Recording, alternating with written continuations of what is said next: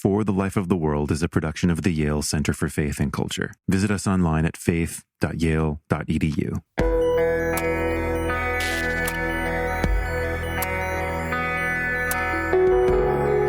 I don't want to let go of the particularity. I don't think I could be what I am or believe what I believe and do that. I'm a Christian before I'm a theologian or an ethicist, so that means that my life is shaped by what I take to be a piece of good news, and that piece of good news obliges me to tell others about it in speech and in action alike. So I carry that into the classroom with me. I carry that into public conversation, and I think the best I can do is say what I take to be true and beautiful and subject those claims to public scrutiny. I think a big part of theology has to do with questions about the good life. What sort of life should we live in light of this good news? How do we lend our lived time to the pursuit of this God? What does that look like? This is For the Life of the World, a podcast about seeking and living a life worthy of our humanity. I'm Evan Rosa with the Yale Center for Faith and Culture. Somewhere is better than anywhere, said novelist Flannery O'Connor. Wendell Berry quotes her in his collection of essays, Sex, Economy, Freedom, and Community. And of course, both Flannery and Wendell are known for their commitment to roots, making them radically committed to their place. O'Connor's place is Milledgeville, Georgia. Berry's place is Port Royal, Kentucky. But each of their writing expresses an ideological particularity as well. Perhaps so particular, in fact, that for me to brand them in a word betrays the temptation to constantly generalize, the temptation to anywhereize the somewhereness. Or as contemporary philosopher Thomas Nagel has taught us, there is no view from nowhere. Today, Christian ethicist Adam Eitel sits with Matt Croasmun for a conversation on ethics and theology. Eitel is assistant professor of Christian ethics at Yale Divinity School. Together, he and Matt discuss the demands of teaching and learning theology on personal character, holiness even, the relationship between ethics and theology, the locatedness and situatedness and particularity of Christian ethics, and the rooted framing question that animates Adam Eitel's writing and teaching. What sort of life does the gospel enjoin? Thanks for listening today. Adam, I'm really glad you're able to be here today. Thanks, Matt. Let's start on the bright side. From your position, from where you are, what's going well in theology? What are the bright spots? What's right with theology these days? I think that in the students I've been teaching over the last year, something that's been evident to me is that, perhaps not in a new way, but in a very urgent sense, students are very focused on the relationship between what they're learning in the classroom and their own personal lives and the kinds of work they're going to go on to do. But in that connection specifically, there's I think, an emerging interest in a kind of holiness, a moral perfection. I'll give you one example. See if I can make this connection. I had some students a few weeks ago make loud protests in class about a text that I had assigned for the course, and the substance of their protest had to do with the character and the history of the theologian. Their complaint was, look, we shouldn't even be reading this text, regardless of its arguments, regardless of how persuasive or important or influential they've been, because of the character and conduct of the author.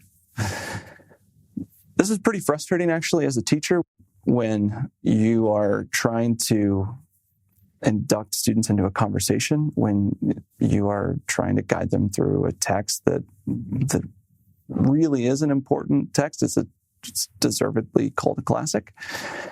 But as I reflected on that and just began to think about it more, it just became clear to me that students, I'm thinking of millennials in particular, there's this a deep concern with moral purity. They don't want to be implicated or complicit in any form of injustice whatsoever, and it's often crippling.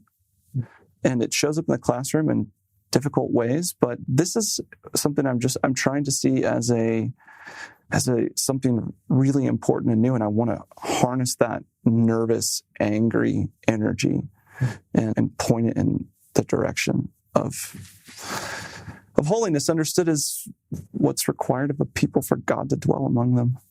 This is what students care about, and I think you can see this in theology more generally and across the board, biblical studies, Christian ethics, theology. There is a deep concern with justice and injustice. So I teach ethics, but if you look at our course catalog here, there are courses in all subfields that deal centrally with moral and ethical topics. That's something good. Does that mean then that the teacher who's taking seriously the responsibility to teach millennials, does that mean that essentially like the teacher has to learn how to instruct in holiness? That just strikes me like your insistence on using the language of holiness is quite striking to me. And even I think I'm certainly on the side of, yes, we should teach for personal transformation. We should teach in order to help students be formed as the kinds of, as particular sorts of humans. But to instruct in holiness, that would make me feel like, oh, no, now I've put on my pastor hat. How do you, does this millennial concern start to blur some of those lines, or how do you think about that? Well, no one's asked me to think about my job as a ministry, but that's how I think about my job. I see my work as a teacher of Christian ethics as a theological vocation. So I do think that vocation comes packaged with demands placed on the teacher. And I think what may be unique about this generation, people younger than me even, it's deeply important to them that the conduct of the teacher reflect the subject material. Authority for the students I teach is linked up with character. Now, this can be expressed in ways both good and bad. The emphasis you see on personal branding, things like this, it gets projected onto the teacher in ways that can be both helpful and unhelpful in the classroom. Well, let me push you further. So you talk about the negative side. I think the positive side would then be that students are then demanding of us as teachers that we are not hypocrites. I mean, that's a positive way of stating it. That's a positive way, and I think that they have serious demands that they place on themselves. I mean, the odd thing about the students I've been teaching over the last years, and this is what I did actually over spring break in part, was I started just looking for literature on millennials, trying to get a grip on these students I'm teaching, which is, they're fascinating to me because on the one hand, they demand authority. They can sometimes give expression to a kind of entitlement that seems undue. And yet that entitlement is juxtaposed and embodied alongside a kind of vulnerability that I don't see, I think, in prior generations. So they're wearing their hearts on their sleeves. They're wearing, I don't know how you would put this, their minds are on their sleeves too. What they're thinking is so transparent in the classroom. They don't even have to raise their hands or voice an objection. I can just look at them and say, Brandon, what are you thinking right now? Because it's just evident. I think that the difficult thing can become, so that is a good thing. There's a genuine interest in theology as a lived, embodied enterprise. But there are some difficulties too. The kind of entitlement, the learning how to put those demands into expression that invites everyone in the room to actually offer up their opinion. There's some contradictions that emerge in all this, but. Well, you've talked about some of the difficulties in that particular environment, but when you think about the field, and we can stick to teaching if that's helpful, what is it that troubles you, that worries you about the field? And one thing that occurs to me from what you're saying is, I should start here. Are we ready as teachers to actually teach with the sort of students are coming in transparent. They expect us to be transparent. I don't know about you. I wasn't trained in graduate school to teach that way. No. I think as a teacher, it's important to remember that you are assuming a role, a kind of persona in students' lives. You're not putting on the cloth, so to speak, but you are taking on a specific office, I think. And there are relationships and obligations and duties that come packaged with that office that ought to be clarified for the teacher before stepping into the classroom. What students think they need isn't always what they need, but you also need to listen. Demands for transparency and blurring the lines between the personal and the pedagogical can sometimes actually be problematic for the goals of the classroom. In the field, this is a change of subject. Yeah. So here's a problem I see in my own field of Christian ethics right now, and in theology more broadly. I think of myself as a theologian. One problem is that I think Christian ethics, really from its inception as a discipline, has always had a difficult time remaining theological. And that's something that I really care about. But I think it's a genuine problem, and I think it's a persistent problem, and in part it has to do with the way the disciplines are imagined in relation to the other. A more specific problem, I think, in my own discipline of Christian ethics is right now we're trying to grapple with this question of whether one can engage in the tradition of Christian ethics and in theology more broadly and do social criticism in conversation with that tradition. On the one hand, we have this, there's one camp that's focused on doing the tradition or engaging the tradition. And then there's another contingency that has strong doubts about whether Christian ethics can do the kind of social criticism that it's in part meant to do while engaging that tradition because of the injustices that have been in some way covered over by Christian ethics itself or the Christian tradition more broadly. So it's this juxtaposition or this dichotomy rather between the tradition on the one hand and social critique on the other that's troubling to me. Is that related to the first thing you said about your concern being that ethics has a hard time remaining theological? Or maybe you could just say more about what you mean by that. Yeah. You're asking me to think about some things that I need to think about more. Because of the institutional location, I think, of many Christian ethicists, it becomes a large temptation. It's a temptation to bracket the theological commitments that fund a specifically Christian moral imaginary. I think that so that the demands on the Christian ethicist to cultivate a kind of courage are real and vital. This is something that I've learned from my advisors, that doing Christian theology takes courage, and it's hard. It's a lot easier, I think, and there are many who will ask you to, in public conversation, bracket the theological aspects of your work to make the work appear more rigorous, to make the work appear more relevant, to, above all, to minimize the potential for offending one's interlocutors. So there may be some connection between this tradition critique dichotomy, but the tradition critique dichotomy is, I think, built up on the assumption that traditional sources, liturgies, records of communal spirituality, things like this to the extent that they are themselves implicated in some kind of social problem, cannot then be drawn upon as resources.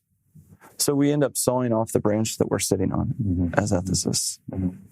Yeah, we find I find in my teaching that one of the key skills that I can try to give to students is the ability to form an immanent critique, to actually be able to think within a system, norming other parts of that system, right? Yeah. To not have to kind of treat an entire tradition as monolithic, but to exploit kind of internal tensions to do the kind of norming that I think actually we intuitively do all the time. I always give the example of students that I think and many an American patriot, and it's maybe hard to find them among college students these days. And that's fine. That wouldn't probably sign up as one either, but would critique, would say that the best idea of America is in the first line of the Declaration of Independence. But that would require also noting that when it says that all men are created equal, that women are excluded, and that African Americans are tacitly excluded, and Asian Americans and any number of other folks through history. But you say there's something in that document itself that actually that individual line can be used to critique itself. It can be both the impetus for reform and the object of that reform. And it seems that's not that kind of mode of thinking. Is non-intuitive but desperately needed. That's right. And I think faith traditions that are traditions of the book, so to speak, have always lent themselves to that kind of conversation. I mean, when we're doing theology, when we're doing ethics, we are always looking backwards in some respect, concatenating texts, bringing their different manners of speaking together and in order to see what can now be said on the basis of what's been said. That doesn't require an uncritical attitude toward the texts or the social arrangements they endorse. Yeah, Tyler Roberts, months ago now, in the first of our consultations in this series, said he's a secular religion scholar, so doesn't have theological commitments himself, but he said, what I've learned from Christian theology, and I think what he said, I think the academy needs from Christian theology is to learn this sort of hermeneutics of reception, or this even criticism, critical reception, right? That it's both. It's not uncritical, and that there is this reception of a tradition that is still itself a mode of criticism. And when he said that, of course, we thought, that's if only theology were were that thing, then you would be totally right, Tyler. That would be fantastic. Wow. That leads us in already a couple of things you said lead us in this direction, but talk about the importance of owning the kind of particular locatedness of, say, of Christian ethics within a Christian theological tradition. And there are sometimes these impulses we want to speak to the broader world. We understand increasingly in this country, we're increasingly in a if you buy the analysis or not, post-Christian, some kind of secular kind of environment, whatever it is. Maybe it's post-secular, whatever it is. If you go to Northern California, there's nothing post-secular about it. Those people, they all believe something, but it's different anyway.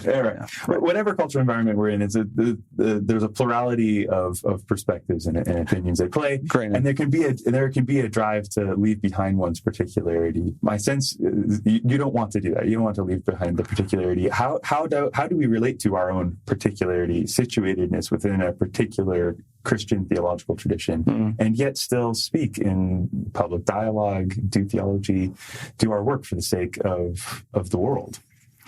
Yeah. So, small question. Right. Yeah. Knock that one out. This will only take a minute now.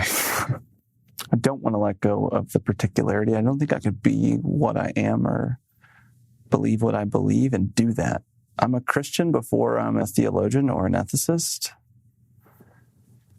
So that means that my life is shaped by what I take to be a piece of good news. And that piece of good news obliges me to tell others about it in speech and in action alike. So I carry that into the classroom with me. I carry that into public conversation.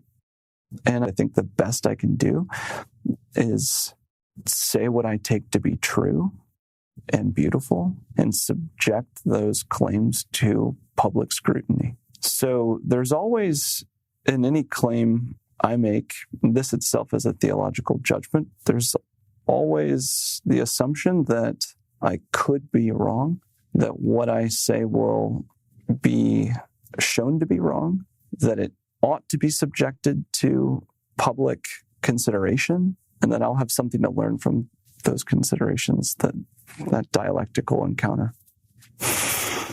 So from a hard question to maybe a harder question, but a more fundamental question maybe. So then what ultimately then do you take theology to be for? Yeah.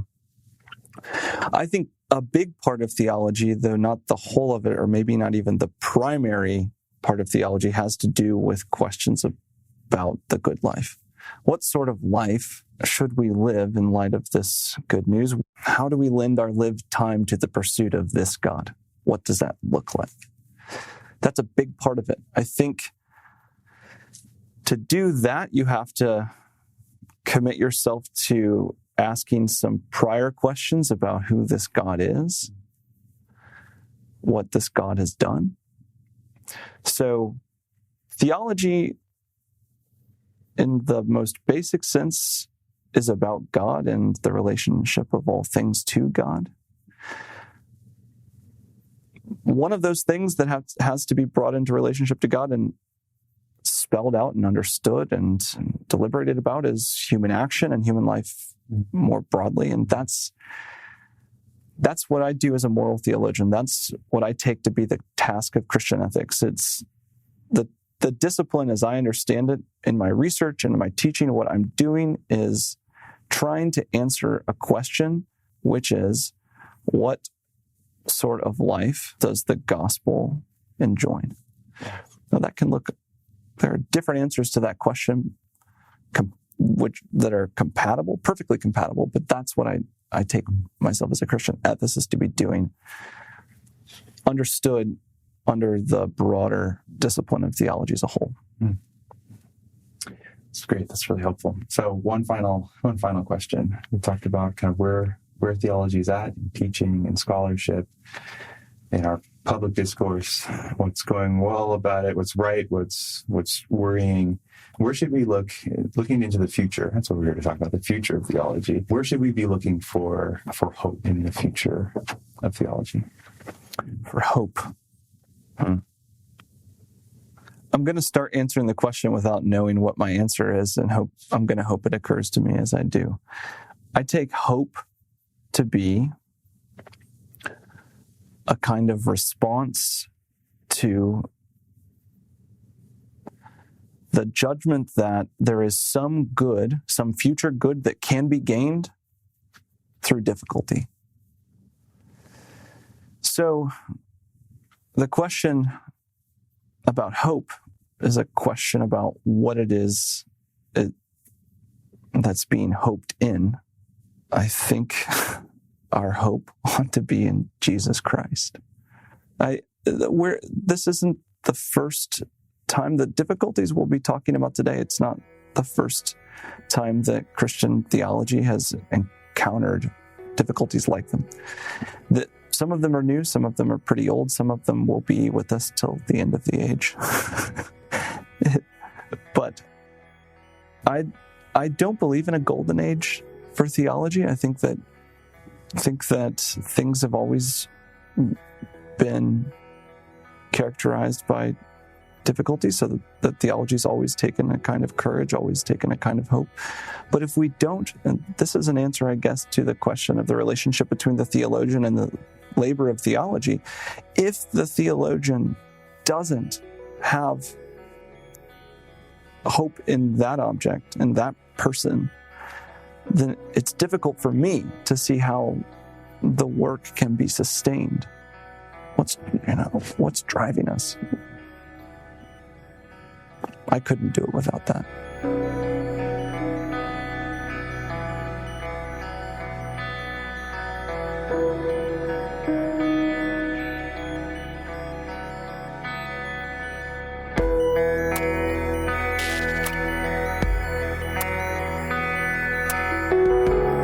For The Life of the World is a production of the Yale Center for Faith and Culture at Yale Divinity School. This episode featured Christian ethicist Adam Eitel and biblical scholar Matt Croasmun.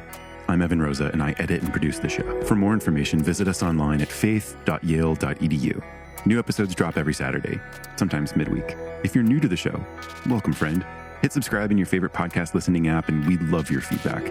Ratings and reviews in Apple Podcasts are particularly helpful, but we're just as happy to hear from you by email at faith@yale.edu. We read each comment and do our best to respond and improve the show, bringing you the people and topics that you want to hear. And if you're a regular listener, it's a huge honor that you stick with us from week to week. So I'll ask you to step up and join us. Help us share the show. Behind those 3 dots in your podcast app, there's an option to share this episode by text or email or social media. If you took a brief moment to send your favorite episode to a friend or share with the world, not only would you be supporting the show, you'd be sparking up a great conversation around stuff that matters with people that matter. Thanks for listening today, friends. We'll be back with more this coming week.